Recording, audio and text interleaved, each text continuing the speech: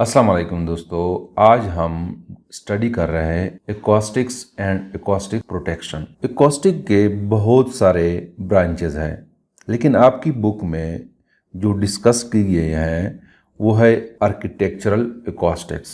तो इसको हम यूँ डिफाइन करते हैं कि the study of production, propagation and property of sounds as well as the application of the results of scientific study of sound in the design of buildings, halls, room, etc. is called acoustic। यानी कि उस study को हम acoustics कहते हैं, जिसमें हम ये देखते हैं कि साउंड प्रोड्यूस कैसे होता है, वो प्रोपेगेट कैसे करता है और उसकी प्रॉपर्टी क्या है, और साथ में हम साउंड की साइंटिफिक स्टडी करते हैं। और वो साइंटिफिक स्टडी की बुनियाद पर जो रिजल्ट्स आते हैं उसको हम डिफरेंट पर्पस के लिए इस्तेमाल करते हैं। फॉर एग्ज़ाम्पल, उसको हम यूज़ करते हैं बिल्डिंग की डिज़ाइनिंग में, यानी उस रिजल्ट्स को हम इस्तेमाल करते हैं in the design of buildings. बड़े बड़े बिल्डिंग्स हम जब बनाते हैं तो उसमें वो रिजल्ट्स की जो एप्लीकेशन है उसको हम इस्तेमाल करते हैं, या हम बड़े हॉल्स बनाते हैं या रूम्स बनाते हैं, तो इस स्टडी को हम एकॉस्टिक्स कहते हैं। आपकी बुक में जो ब्रांच डिस्कस किया गया है वो है आर्किटेक्चरल एकॉस्टिक्स। उसमें यह होता है कि बड़े बड़े बिल्डिंग्स में साउंड को कैसे बैलेंस किया जाए। दोस्तों, जब हम किसी बड़े हॉल में बात करते हैं तो हमें अपनी आवाज़ की इको सुनाई देती है, या ये होता है कि उस हॉल में मल्टीपल रिफ्लेक्शन होती है। जब हम बात करते हैं तो हमारी साउंड जो है, हमारी आवाज़ जो है वो मुख्तलिफ दीवारों से वापस आती है, रिफ्लेक्ट होती है, जिसकी वजह से रिवर्बरेशन प्रोड्यूस होती है। रिवर्बरेशन का मतलब यह है कि एक दफ़ा जब हम बोलते हैं तो हमारी आवाज़ लॉन्ग टाइम के लिए सुनाई दी जाती है। तो या तो हमें इको सुनाई देती है या रिवर्बरेशन सुनाई देती है। तो इको और रिवर्बरेशन को कम करने के लिए इस हाल में एब्जॉर्बिंग मटेरियल का इस्तेमाल किया जाता है। जैसे कि फॉर एग्ज़ाम्पल कारपेट है, कारपेट साउंड को एब्जॉर्ब करती है, या पर्दे हम इस्तेमाल करते हैं दीवारों पे, जिसकी वजह से साउंड एब्जॉर्ब हो जाती है। लेकिन अगर उस हाल में ये एब्जॉर्बिंग मटेरियल बहुत ज़्यादा हो, फॉर एग्ज़ाम्पल चेयर्स भी है जिस पे कॉटन लगा हुआ होता है, या फॉर एग्ज़ाम्पल बहुत सारे लोग बैठे हुए हैं, तो आवाज़ इतनी एब्जॉर्ब हो जाती है कि हमें आवाज़ सही तरह सुनाई नहीं देती। या अगर फॉर एग्ज़ाम्पल हाली है तो हमें गूंज सुनाई देती है, हमें इको सुनाई देती है। लेकिन उस इको को कम करने के लिए जब हम एब्जॉर्बिंग मटेरियल लगाते हैं तो बाज़ औक़ात ऐसा होता है कि वो एब्जॉर्बिंग मटेरियल बहुत ज़्यादा हो जाते हैं, तो आवाज़ बहुत कम हो जाती है। तो इस आवाज़ को बैलेंस करने के लिए बिल्डिंग्स को एकॉस्टिक के बुनियाद पर डिज़ाइन किया जाता है कि हम बिल्डिंग में आवाज़ को कैसे बेहतर बनाएं। तो आर्किटेक्चरल एकॉस्टिक में ये होता है कि बड़े हॉल में या थिएटर में स्पीच की क्वालिटी को बेहतर बनाया जाता है और शोर को यानी नॉइज़ को कम किया जाता है। मतलब ये कि साउंड को बैलेंस रखा जाता है। जो डिज़ाइनर है वो जब बिल्डिंग बनाता है तो वो इस बात का ख्याल रखते हैं कि इस बिल्डिंग के अंदर साउंड को कैसे बैलेंस रखा जाए।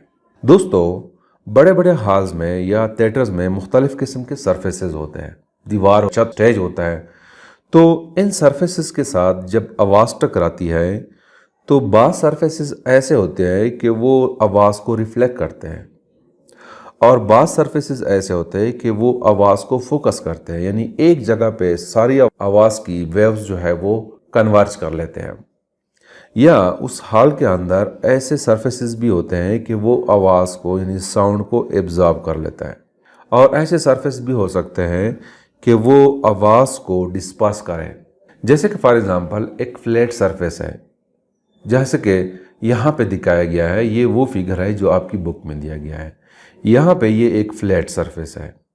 फ्लैट सरफेस की क्वालिटी क्या है कि वो साउंड को रिफ्लेक्ट करती है। अगर ये सरफेस हार्ड हो, फॉर एग्ज़ाम्पल दीवार है, एक फ्लैट दीवार है, तो उसके साथ जब आवाज़ टकराती है तो वो रिफ्लेक्ट हो जाती है। और ये जो आपको नज़र आ रहा है ये पैराबोलिक सरफेस है। अगर सरफेस इस तरह हो कि पैराबोलिक हो, तो पैराबोलिक सरफेस की एप्लीकेशन यह है कि वो साउंड को फोकस करती है। फॉर एग्जांपल, जब यहाँ पे साउंड टकराती है तो वो रिफ्लेक्ट होके यहाँ पे आती है, और यहाँ पे इस पार्ट के साथ जब साउंड टकराती है तो वो भी इस पॉइंट पे आके रिफ्लेक्ट हो जाती है। तो जितनी भी साउंड वेव्स इस सरफेस के साथ टकराती है तो वो एक खास पॉइंट पे कन्वर्ज हो जाती है। तो यहाँ पे बैठे हुए लोग, फॉर एग्जांपल अगर ये हाल है, यहाँ पे लोग बैठे हुए हैं तो उसको आवाज़ बहुत ज़्यादा सुनाई देती है। तो पैराबोलिक सरफेसेस अगर किसी हाल में है तो उसकी वजह से साउंड वेव्स जो है वो कन्वर्ज हो जाती है, एक जगह पे फोकस हो जाती है। सिमिलरली, अगर इस तरह की कोई सरफेस हो जिसको हम जैक्ड सरफेस कहते हैं, इस सरफेस के साथ जब साउंड वेव्स टकराती है तो वो डिस्पर्स हो जाती है, डिफरेंट डायरेक्शन में साउंड चली जाती है। यह अगर हमारे पास कोई पोरस सरफेस हो, यानी ऐसा सरफेस जिसमें स्मॉल होल्स हो, तो इस किस्म की सरफेस के साथ जब साउंड वेव्स टकराती है तो वो एब्जॉर्ब हो जाती है, साउंड की इंटेंसिटी कम हो जाती है, उसका वॉल्यूम जो है वो कम हो जाता है। तो इसी बुनियाद पर हम बिल्डिंग को ऐसा बनाते हैं कि जिस साउंड की हमें ज़रूरत हो, फॉर एग्जांपल अगर हम चाहें कि साउंड जो है वो एक जगह पे फोकस हो, तो फिर बिल्डिंग्स को हम ऐसे बनाते हैं कि उसमें ज़्यादातर सरफेसेस पैराबोलिक हो। या अगर हम चाहते हैं कि साउंड की जो वॉल्यूम है वो बहुत कम हो, तो फिर हम उस बिल्डिंग की, उस हॉल की दीवारें जो है ऐसे बनाते हैं कि वो साउंड को एब्जॉर्ब करे। या तो हम ऐसे बनाते हैं कि उसमें स्मॉल होल्स हो, या फिर होल्स की जगह हम वहाँ पे कॉटन लगाते हैं, पर्दे लगाते हैं, ताकि साउंड को एब्जॉर्ब किया जाए। तो साउंड की इस तरह साइंटिफिक स्टडी को हम एकॉस्टिक्स कहते हैं। अब हम डिस्कस करते हैं एकॉस्टिक प्रोटेक्शन। एकॉस्टिक प्रोटेक्शन को हम यूँ डिफाइन करते हैं कि there are some factors which affect the clear cut hearing of sound in big halls और rooms. The elimination of such factor from the halls and rooms is called acoustic protections. यानी मतलब यह है कि कुछ फैक्टर्स हैं जिसकी वजह से हम बड़े बड़े हॉलों में आवाज़ को सही तरह नहीं सुन पाते, तो उन फैक्टर्स की ख़त्म करने को हम एकॉस्टिक प्रोटेक्शन कहते हैं। वो फैक्टर्स क्या है? वो है echo, reverberation, focusing of sound at a certain spots. यानी कि जैसे मैंने आपको बताया कि बड़े बड़े हॉलों में जब हम बात करते हैं तो हमें इको सुनाई देती है, हमें अपनी आवाज़ जो है वापस आती है। या फॉर एग्ज़ाम्पल, अगर उस हॉल में मल्टीपल रिफ्लेक्शन हो साउंड की, तो फिर वहाँ पे रिवर्बरेशन प्रोड्यूस होती है, जिसकी वजह से हम साउंड को सही तरह नहीं सुन पाते, डिस्टर्ब हो जाते हैं। या इस तरह होता है कि फॉर एग्ज़ाम्पल, अगर कोई सरफेस पैराबोलिक है, जैसे मैंने आपको पहले बताया, तो आवाज़ जो है किसी खास पॉइंट पे फोकस हो जाती है, और हाल में बाकी जो लोग बैठे होते हैं उसको आवाज़ सही तरह सुनाई नहीं देती। तो इसके लिए हम क्या करते हैं कि इन फैक्टर्स को ख़त्म करते हैं। इको को हम कैसे ख़त्म करेंगे? इको को ख़त्म करने के लिए हम उस हाल में एब्जॉर्बिंग मटेरियल्स इस्तेमाल करते हैं, जैसे कि फॉर एग्ज़ाम्पल कारपेट को हम इस्तेमाल करते हैं, या जो पर्दे हैं वो हम इस्तेमाल करते हैं, या दीवार जो है उसको हम पोरस बनाते हैं। और रिवर्बरेशन को ख़त्म करने के लिए हम क्या करते हैं कि उसके लिए भी हम एब्जॉर्बिंग मटेरियल इस्तेमाल करते हैं।